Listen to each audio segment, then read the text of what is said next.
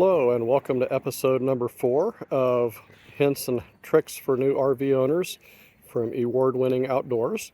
Today I'm going to talk about several upgrades that I did to my first travel trailer that you might find to be helpful on yours. The first one I'll show you here is a solar panel I put on the roof. Most of the interior stuff in most RVs now runs off at 12 volts, so the lights, the fan for the heater, the igniter for the heater, about all that I have that actually runs off of 110 is the air conditioner that I rarely use, the microwave I use even more rarely, and the refrigerator. And actually a lot of them now, the refrigerators are 12 volt as well. So it'll keep the batteries fully charged even when it's parked for an extended time, runs all of the 12 volt accessories all day to where the batteries are only really needed at night. I'll show you the inside part of that in a minute. But before I do, I'll swing around to one other thing up here on top, and that is the antenna for the cell booster, and I'll show you the inside part of that in just a minute as well. That cell booster antenna on the roof is actually connected to this part inside, which I've mounted inside a cabinet. That's the actual working part that takes a cell signal and boosts it and relays it through this antenna inside the unit.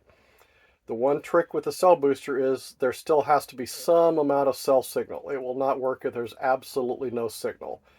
But if you got like one bar barely and you really can't do anything with it, it will boost it up enough to give you enough to at least do text messages, probably a voice call, might even let you do some data, although probably not. But it definitely does boost a signal if you have a weak signal that's not quite usable. One thing I did with this one, the power supply there is available in both 12 and 110 volts, and I installed both. So if I'm plugged in, I'll run it off the 110 just to save battery. If I'm running off a battery, I can plug in the 12 volt and that will work just fine.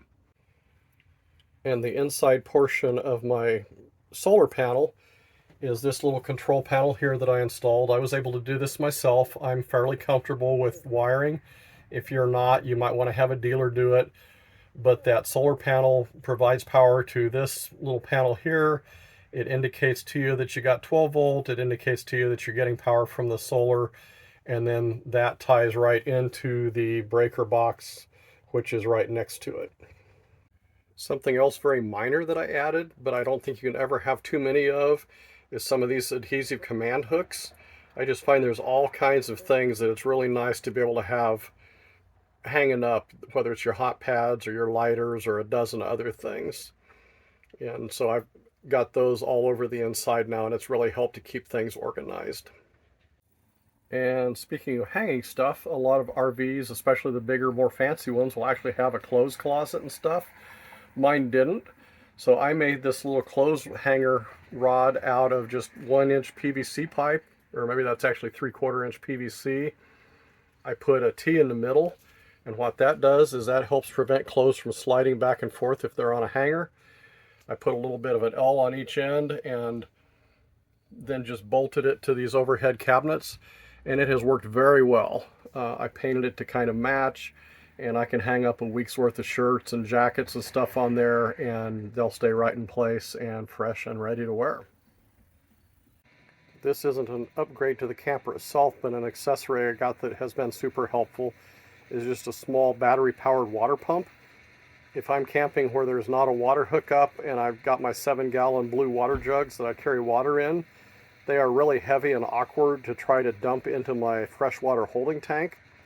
And with this little water pump, I just drop it into the deal, flip it on, drop it into the bucket, flip it on, and it takes several minutes to transfer a 7-gallon jug of water into my storage tank, but it sure beats trying to hold it up with one hand while I'm trying to hold a funnel with the other hand and juggle it.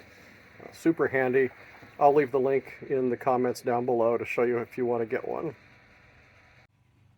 Another minor upgrade I did on a couple of different locations, that panel there behind it is my water heater and a bunch of my plumbing, and I added that vent to the panel for two reasons. One is if there happened to be some minor drippage in there, it would allow it to get fresh air and dry out so it did not become a rot or a mildew problem. The other thing is if I'm camping in really cold weather, there's nothing to get hot, warm air from inside the camper into that plumbing compartment. So by adding that vent, it at least allows some of the heated air to get in there and prevent freezing, hopefully. And I did the same thing on this panel, which is actually underneath my bathtub. Both of those were originally screw-on access panels, and I removed the screw-on panel that gets you to the tub drain and put that vent on, again, for the same reason. It allows fresh air circulation as well as warm air if I'm camping in really cold weather. Another upgrade I did, not so much for convenience but for safety, is I added these DOT conspicuity striping to the corners of the camper just to make it a little bit more visible going down the road at night. There's not a lot of side lighting and clearance lighting on a lot of campers, and this improves that.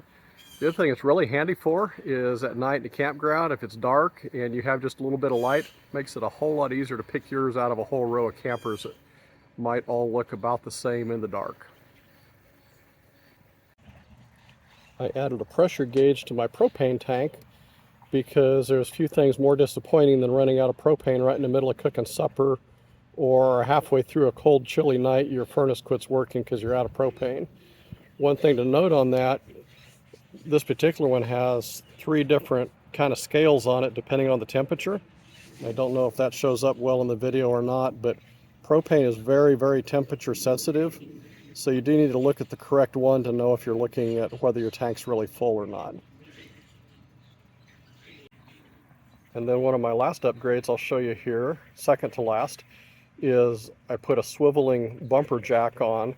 It originally had a rigid jack that actually mounted in that hole you can see in the tongue in front of the propane tank, but the problem was that did not give you enough clearance if you're going through a low bump or over a hump or something like that.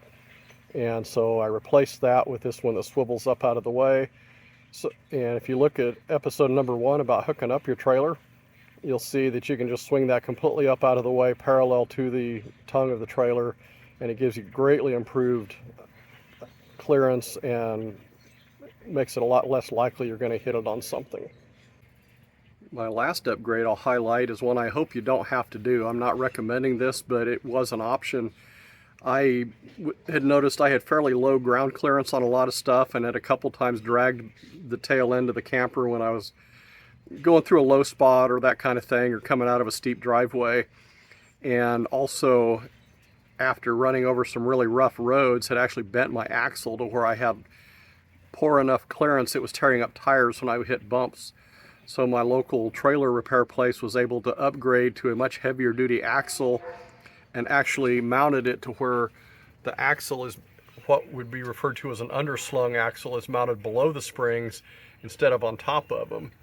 The effect of that is it basically raised the whole camper up about 6 or 8 inches.